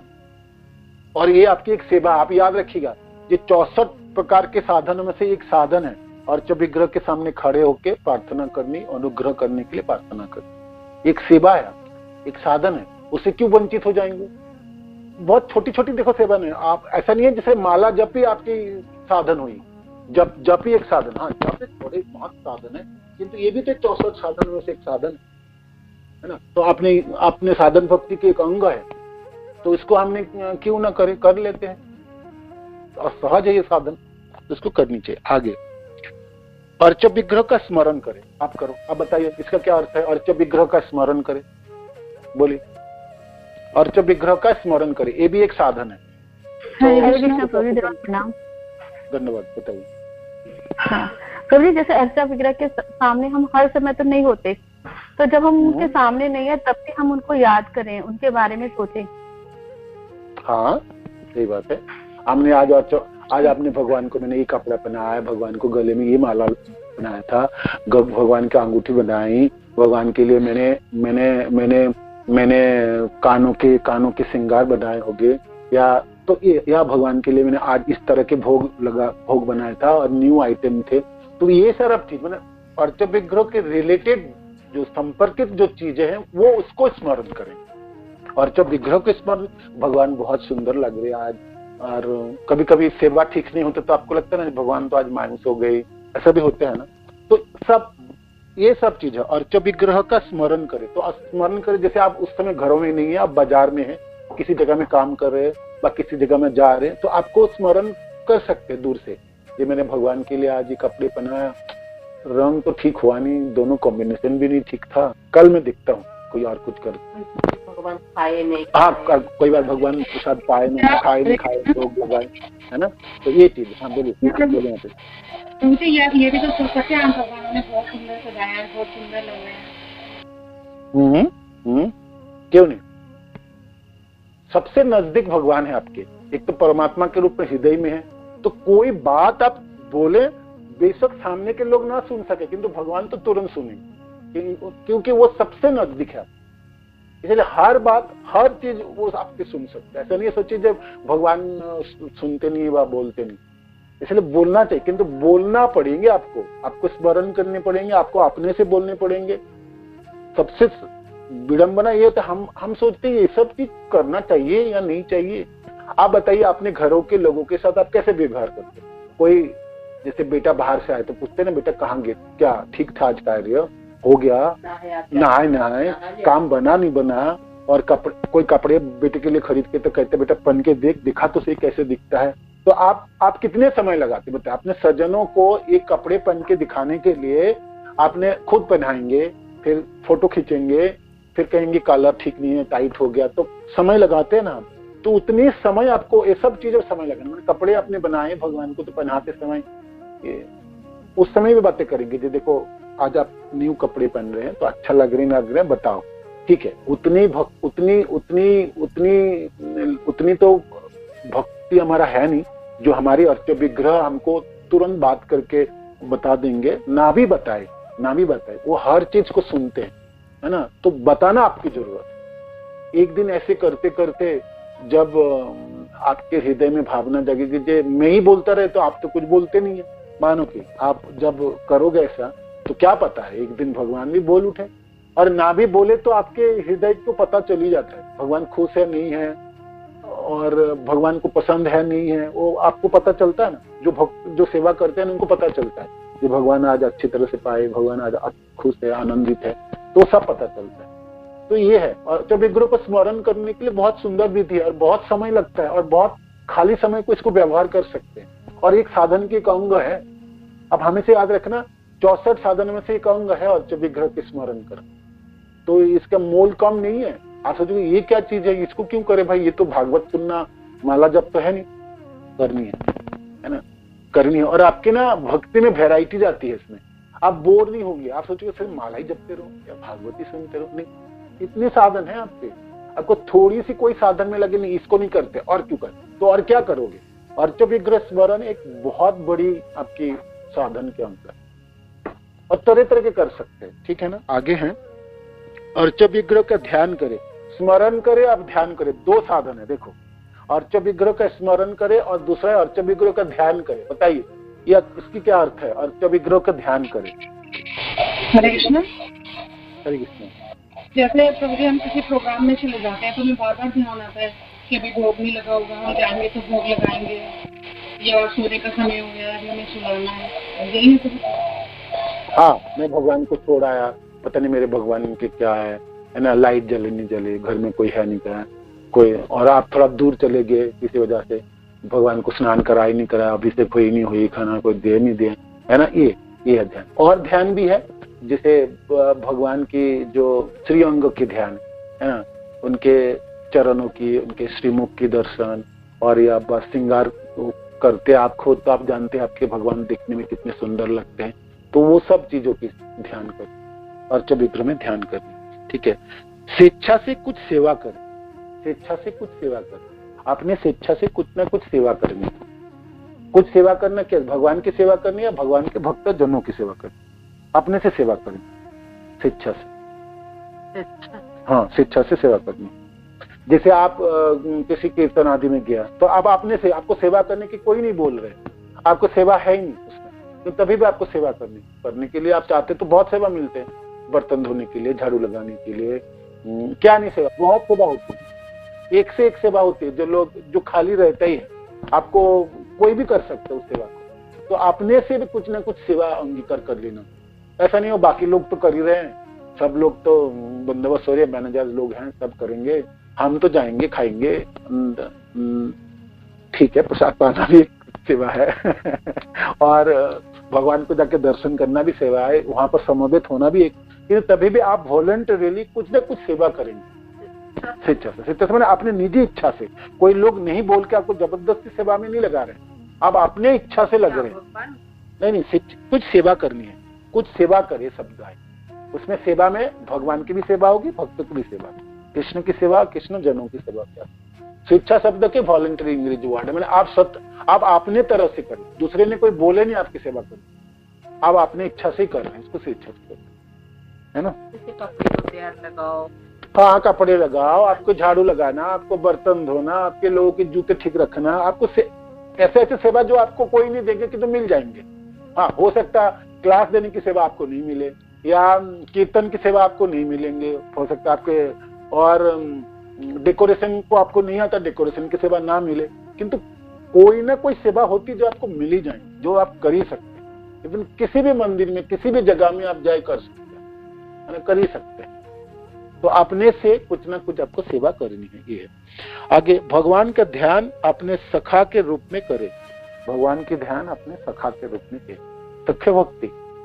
मानो कि अच्छा, ये वाला जो लाइन को पढ़ते समय आपको याद आ रहा है, जे जो लोग सच्चे भक्ति में, सच्चे रस में, वो लोग तो सखा के रूप में करेंगे। तो बाकी लोग क्या करेंगे? वात्सल्य रसों में हो या दास्य रस में हो या माधुर्य रस में, वो तो सखा के रूप में नहीं करेंगे। तो फिर वो क्या करेंगे? साधन से वंचित हो जाएंगे। बताइए। इसमें रूप गोसाई पाद कहते हैं भगवान का ध्यान आपने सखा के रूप में करे। भगवान खुद भी कहते हैं तो मैं सबों के मित्र हूँ, सुहृदम सर्वदेहिना, है ना, सबके मित्र हूँ। तो भगवान को मित्र के रूप में, सखा के रूप में ध्यान करनी है ये चीज। हरे कृष्णा प्रभु जी, इसका मतलब ये भी तो हुआ कि हम चाहे जिस भी रूप में उनको मान रहे हैं, बाल रूप में या जिस भी रूप में, लेकिन इसका मतलब तो ये भी हुआ ना कि सखा के रूप में, मतलब हम हर समय ये सोचे कि वो हमारे साथ है, तो वो सखा ही तो हुआ ना कि हमारे साथ में हम कुछ भी कार्य कर रहे हैं तो हम उनको इन्वॉल्व। जी जी जी, हरे कृष्णा। जो हमारे साथी है वो हमारे सुहृद है ना, और हमारी अच्छे करने वाले, मित्रता निभाने वाले, मित्र की हाथ पर ध्यान रखने वाले। तो उस हिसाब से ये बात है, ठीक है ना। आगे अपनी हर वस्तु भगवान को अर्पित करो। हर वस्तु भगवान को अर्पित करो। बताइए इसको कैसे करेंगे? हर वस्तु, हर जैसे हम प्रभु जी अपने लिए बाजार से कुछ लाते हैं तो भगवान के भेंट करके फिर हम उसका इस्तेमाल करें। तो जो भी हम खाते हैं वो भगवान को प्रसाद रूप, मतलब भोग रूप में अर्पित करें, फिर हम उसको प्रसाद रूप में पाएं। इसका ये मतलब है ना प्रभु जी, हम जो भी अपने लिए करें वो भगवान को पहले चढ़ाएं, उसके बाद हम उसका प्रयोग करें।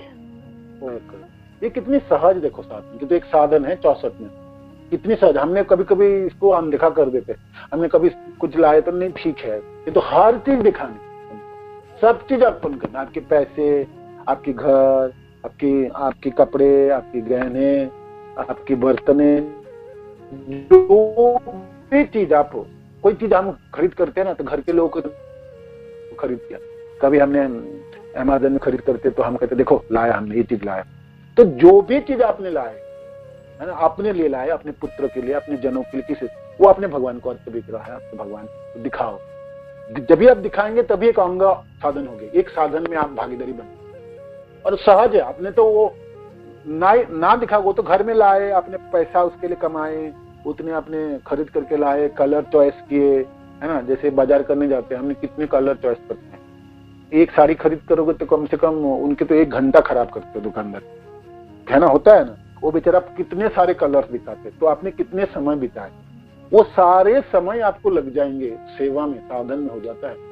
आप बताओ साड़ी खरीद रहे हो, उस समय आपने कौन सा सेवा कर पाओगे? कोई सेवा नहीं, उस समय तो अपना साड़ी खरीद रहे हो, किंतु उसको आप कितनी आसानी से आप करा सकते हो, उसको भगवान को दिखाने आप अर्पित कर दोगे तो आपके जितने समय है ना वो सब में सेवा आगे, साधन में आगे। तो बहुत सहज साधन है और सरल साधन है। किंतु हम सोचते क्या ये सब दिखाने की जरूरत थोड़ी है। मन में मैंने आपने सब चीजों के अर्पित करना मीन्स आपके लिए व्यवहार करने के लिए हर वस्तु को अर्पित करना, नहीं, उसमें तो कोई बाधा है नहीं। हर चीजों को, कोई भी चीज आप कर सकते, घर के लिए खरीद के, अपने लिए खरीद के, सब चीजों आप भगवान को दिखा। ये देखो आपकी अर्च विग्रह है तो अर्च विग्रह केंद्र बिंदु है। ये आपकी घर है तो आपके, बेशक आप भगवान उनको व्यवहार नहीं करेंगे। जैसे आप सेविंग क्रीम खरीद करोगे वो तो आप सेव करोगे, भगवान थोड़ी सेव करो। लेकिन तभी भी कोई भी वस्तु अपने घर में खरीद के, दवाई हो, सब चीज, दवाई तो लोग नारायण बोल के ग्रहण करते हैं, दवाई भी दिखाना, सब कुछ दिखाना। इसमें शब्द आई अपनी हर वस्तु भगवान को अर्पित कर। कोई भी आप जो यूज करो, जो व्यवहार करो, हर वस्तु दिखाना। जूता लेके आए तो आप बताओ, जूता लेके आए तो आप भगवान को दिखाना चाहिए या नहीं दिखाना चाहिए? बोलिए बोलिए बोलिए। नहीं प्रभु जी, लेकिन जैसे गुरु महाराज कहते हैं कि हर चीज को जोड़ना है, कोई भी हर वस्तु को जोड़ना है। तो यहाँ पर चाहे आप जूता के बोल रहे हैं या सेविंग क्रीम की बोल रहे हैं, तो उसको इस्तेमाल तो हम ही करेंगे। लेकिन अगर हम ला के भगवान को ऑफर करते हैं, मतलब उनको दिखाते हैं कि ये आप, मतलब ये आपका घर है, हम इस घर के लिए सामान जोड़ रहे हैं, मतलब हम आपके लिए जोड़ रहे हैं। और अगर मैं ही उसको पहनूंगा या मैं ही सेविंग क्रीम यूज कर रहा हूँ तो आपको भी तो अच्छा लगेगा ना कि मैं अच्छे से अपना ध्यान रख रहा हूँ। अगर मैं जूता पहन रहा हूँ तो मेरे भी तो पैर में छाले नहीं लगेंगे ना। अगर मैं समर्थ हूँ, जूता खरीद सकता हूँ, तो मैं जूता खरीद करके पहन रहा हूँ ताकि मैं आना जाना जो भी करूंगा तो आपके लिए मैं अपने आप को बचा रहा हूँ। तो इस तरह से भगवान को जोड़ना है। मैंने कोई चीज आपने अपने जूता को भगवान को ना भी दिखाओ तो आप मन में देखो कृष्ण गौरव है, मैंने जूता खरीद किया और इतने पैसे का मैंने खरीद किया आज, क्योंकि इस पहन के मेरे को ऑफिस जाना है या मेरे को घर की कार्य करना है जो मैं आपके लिए करूंगा, ठीक है ना। इस माने वो चीजों को आपको व्यक्त करना। जैसे आपने कोई चीज लाया, अपने पिता को बोलोगे ना, आप घर के एक पुत्र हो तो आपको पिता ने आपको घर चलाने के लिए कुछ पैसा दे रहा है, वह पिता आपके घर के केंद्र बिंदु है, तो हर वस्तु आपको बताते ना, देखो पापा मैंने बाजार गया था, ये चीज मिला ही नहीं है, तो हुआ ही नहीं, कार्य नहीं हुआ, आपने कुछ पैसा दिया था, इसमें से मैंने ये पैसा मेरा खराब कर दिया, मैंने इतने हम बोलते हैं ना कि ऐसा तो नहीं हम चुप रहेंगे। और पिता को क्या, पिता को तो सब पता है, मैं चुप रहूंगा, नहीं, आपको बतानी है उस चीजों को, ठीक है ना, व्यक्त करनी है। गौर निताई के सामने आपको बोलना है कि मैंने लाया हूँ, आपकी भाव दिखना। इसलिए रूप गोस्वामी पर हर वस्तु की आप ऐसे करके आप बना, किंतु आपको बतानी है। अपने जूता भी खरीद कर, कुछ भी खरीद, आपको बतानी है मैंने किया है ना आपके, और आपको खड़े होकर बताना है। आप बताओगे तभी आपकी सेवा में लग गया, मैंने आपके एक साधन हो गई, एक साधन की आप भागीदारी बन गई। 64 साधन में से एक साधन आपने कर लिया, नहीं तो वंचित रह जाओगे। बहुत आसान साधन है आपके लिए, बहुत थोड़ी सी तो आपको समय ही लगाना, जाके बताना, तो उसमें क्यों वंचित रहे, उसको अच्छी तरह से कर लेनी चाहिए। अपनी मनपसंद वस्तु यथा भोजन या वस्त्र भेंट करें। अच्छी मनपसंद माने आपको जो अच्छा लगता है वो अपने लिए रखोगे, बाकी चीज सब भगवान को लगे, नहीं, अपने मनपसंद वस्तु जो सबसे प्यार, मानो तो आपको रसगुल्ला खाना अच्छा है तो रसगुल्ला आप घर पे बनाओ और भगवान के लगाओ और फिर ग्रहण करो। किंतु एक सावधान रहना चाहिए, मानो कि आप रोज अच्छे अच्छे चीज खाने की आपको इच्छा है और उसी चीजों को बनाओगे खाओगे तो इंद्रिय तृप्ति में आ जाता है। तो आपको एक साधक को सावधान होनी चाहिए। खिचड़ी जिस अच्छे से, जिस दिन मन को खिचड़ी बने वो भगवान के लिए को जिस मस्ती से खाओगे, आनंद से खाओगे, उस दिन बाकी किसी दिन और अच्छे आइटम बने वो भी उतने आनंद से ग्रहण करो। ऐसे नहीं माल से खिचड़ी बनता है, खिचड़ी प्रसाद रोज मिलता है, ऐसे वैष्णव थोड़ी आलू और भात खाते रहेंगे, नहीं, आपको भगवान के प्रसाद के रूप में प्राप्त हुआ है, उसमें आपको आनंद अनुभव करनी चाहिए। और अपने इंद्रियों को तृप्त करने के लिए सब दिन अच्छे अच्छे बनाए, अच्छे अच्छे लगा, वो ठीक नहीं है ना। तो ये बात इसमें आई। तो इसमें आए अपने मनपसंद वस्तु तथा भोजन या वस्त्र भेंट करें। आगे कृष्ण के लिए सारे कष्ट झेले और हर प्रयास, बताइए इसको, कृष्ण के लिए सारे कष्ट झेले और हर प्रयास करें, क्या अर्थ है इसके, कैसे करेंगे? सुबह उठ के जल्दी उठना है प्रभु जी, जल्दी उठना और मंगल आरती करनी है भगवान की। और भगवान के लिए अगर मंदिर जाना है, बहुत दूर भी है तब भी जाना चाहिए। जैसे वृंदावन में भी सुबह मंगल आरती के लिए सब लोग सुबह 3 बजे उठ के जाते हैं, वो भी एक मानव शरीर के लिए कष्ट है, लेकिन चाहिए भगवान के लिए। बताइए नर्मदा माता जी, आप बिल्कुल चुप हो गए, कुछ बताइए क्या अर्थ है? हरे कृष्ण माता जी, प्रभु जी नमस्कार। बताइए। हाँ, तो इसमें कई बार क्या होता है कि किसी घर में ना अनुकूल परिस्थिति नहीं होती भगवान की भक्ति के लिए, तो भी वो मतलब परेशानियां झेल के भी भगवान की सेवा करते हैं और भक्ति में लगे रहते हैं कुछ लोग। हाँ, ये बहुत सुंदर उदाहरण है। हाँ, बात सही है, ये भी एक है। और बताइए कोई। हरे कृष्ण प्रभु जी, धन्यवाद, प्रणाम। करते हैं तब भी बहुत कष्ट होता है। हाँ।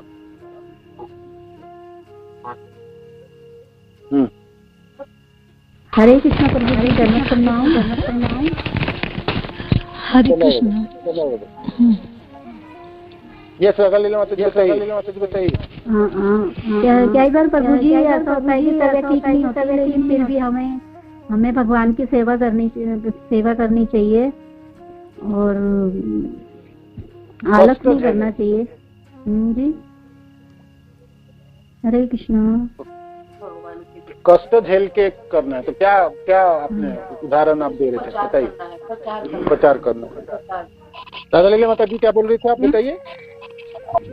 मैं कह रही थी कई बार तबीयत ठीक नहीं होती ना, फिर भी हमें भगवान की सेवा करनी चाहिए और मतलब हाँ, उसमें ढील नहीं देनी चाहिए। हाँ, ये ठीक है। नर्मदा माता जी आप बोल रही थी, बताइए। हरे कृष्णा प्रभु जी। हरे कृष्णा प्रभु जी, दंडवत प्रणाम। प्रभु जी कोई भी परिस्थिति हो हमें भगवान की सेवा करनी ही चाहिए। कोई करनी चाहिए, किंतु क्या कष्ट उठाएंगे? उदाहरण कष्ट चाहे हम बीमार हैं या घर वाले मना कर रहे हैं कि मत करो भक्ति, फिर भी हमें अपनी भक्ति करनी चाहिए। और जी और भक्तों के साथ हाँ जी प्रभु जी। और चाहे मंदिर, चाहे वृंदावन जाना है, चाहे पैसे कम है, जैसे भी हो जाओ, बस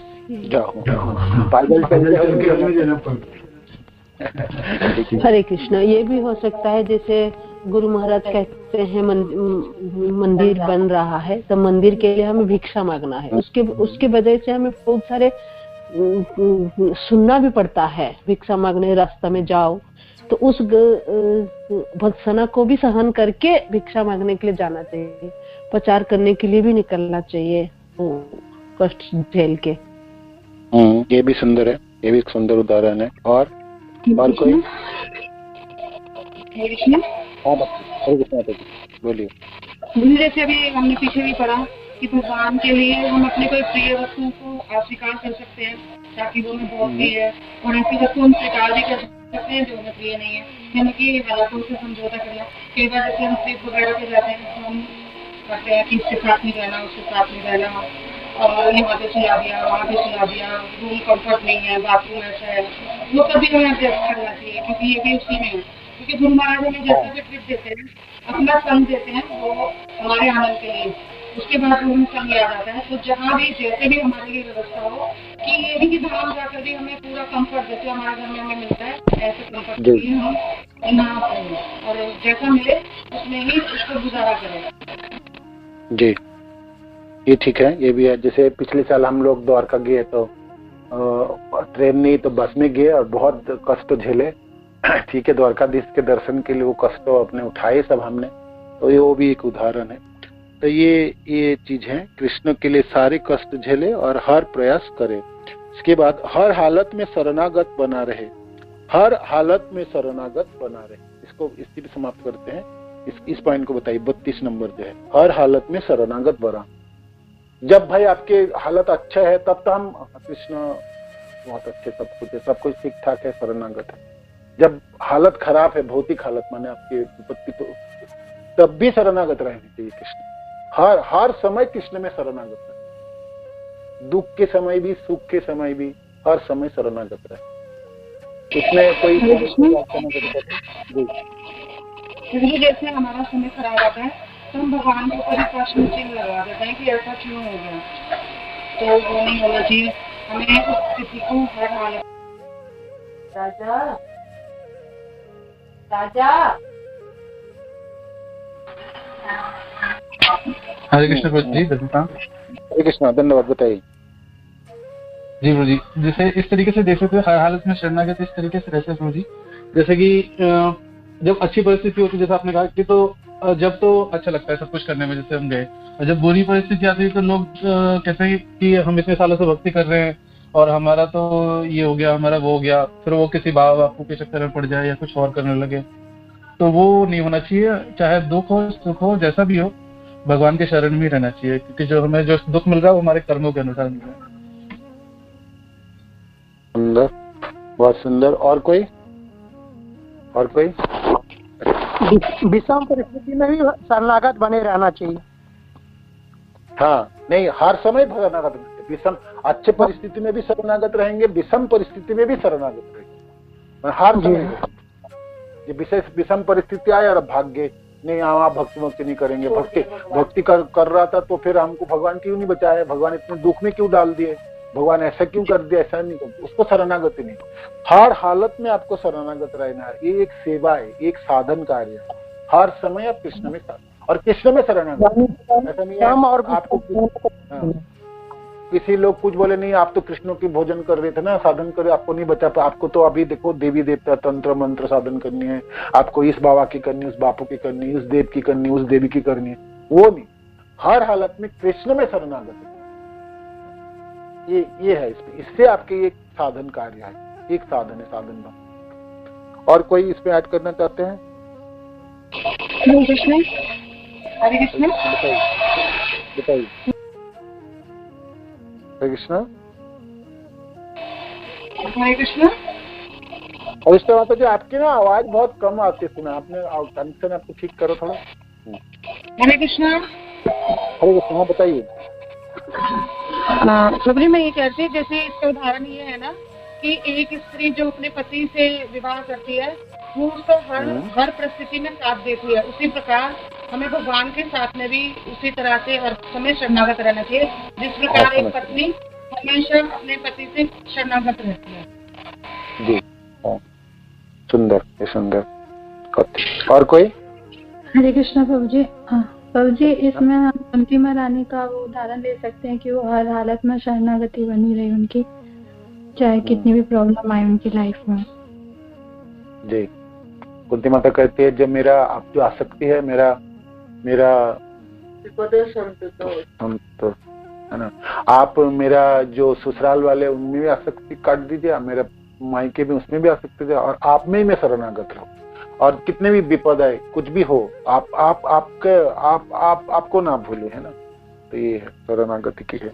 तो हर पल कृष्ण में जो भी कुछ आपको लगा, डर लगने लगे भौतिक संसार के प्रति, भगवान में शरणागति, ये कृष्ण आप बचाओ, या आपकी चरणाश्रित है, आपके बिना तो हम लोग, हमारा कोई नहीं है ना। और किसी समय आपको मानो कि आपको लगता है कि ना भी मानो कि और किसी चीजों में भरोसा भी है, किंतु अपने कृष्ण के प्रति आपके भरोसा दिनों दिन बढ़ानी है। एकदम से तो नहीं हो सकते शरणागत। कृष्ण में शरणागत होने के लिए आपको ये पूरे जीवन भर इसको सीखने, परिस्थिति जब खराब आएंगे ना तब आपकी एग्जामिन होगी, आपकी परीक्षा होगी। जैसे अद्भुत आप कृष्ण में शरणागत है नहीं, खराब परिस्थिति में कृष्ण से आप दूर चले जा रहे हो, कृष्ण में मन नहीं लगा पा रहे, तो फिर आप कृष्ण में कभी भी शरणागत नहीं हुए थे। तो शरणागत एक पूरे जीवन भर की प्रयास है ना। आपको हर पूरे जीवन भर शरणागत रहना, यानी कुछ सालों तक रहे और चले गए वो भी नहीं, कुछ समय तक रहे चले गए नहीं, और इस शरणागत को दिनों दिन बढ़ानी है ना। ये कुछ भी हो जाए, मैं कृष्ण की भक्ति और कृष्ण में शरणागत को हर पल बढ़ाते रहूं। यहाँ पर पॉइंट जो है हर हालत में शरणागत बना रहे, हर हालत में शरणागत बना रहे, बन के रहना। ठीक है, तो समय हो गई, तो हमने इतने तक पॉइंट पढ़े थे 32। अगले सप्ताह में फिर हम बाकी पढ़ेंगे और उनकी विस्तार भी, अध्याय 7 भी शुरू करेंगे, जो पॉइंट की विस्तार होगी। तो आप सब लोग पढ़ के रखिएगा। सिर्फ पढ़ने से आपको याद नहीं होंगे, उस चीजों के ऊपर आपको मनन करनी पड़ेगी, उस पॉइंट, तभी आपको वो याद होगी, और उस चीजों को फिर अपने साधन में लगा पाएंगे। आपको याद है जो रूप गोस्वामी पाद ने 64 साधन वर्णन के, उनमें से ये भी एक साधन है, तो इसको क्यों ना मैं ठीक से कर लेता हूँ। जैसे बहुत सारे चीजों को, जैसे एक पॉइंट बताता हूँ, हर वस्तु को भगवान कृष्ण में अर्पण करनी है ना। तो ये पॉइंट आप ठीक से मनन नहीं करेंगे तो इसको कभी भी आप निभा नहीं पाएंगे, आप भूल ही जाएंगे। तो इसीलिए हर जो 44 जो कार्य है वो पहले 20 तो आपको करनी, उसको तो बहुत अच्छी तरह से ध्यान देनी। ये जो 44 कार्य है ये भी बहुत गुरुत्वपूर्ण है, किंतु इस चीजों को कैसे याद रख पाओगे जब उस पॉइंट में आपने मनन करोगे, उसके ऊपर आपने ध्यान दोगे और आपने तरह तरह चीजों से उसके बारे में सुनोगे, सारे भक्त से जैसे वर्णन कर, तभी आपको याद होगा। और उस चीजों को आपको तो एग्जाम तो देके कोई पास तो नहीं करनी ना, कोई डिग्री तो लेनी नहीं, आपको आपके व्यवहारिक जीवन में उसको उतारनी है। तो उसको उतारने के भी प्रयत्न करनी पड़ेगी, तो तभी होगा जब आपने उसके ऊपर मनन करोगे, स्मरण करोगे, उस पॉइंट के ऊपर ध्यान दोगे।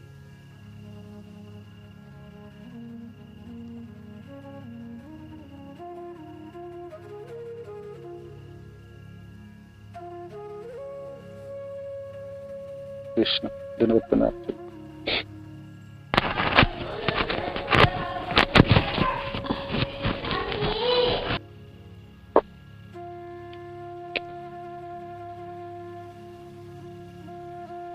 जी।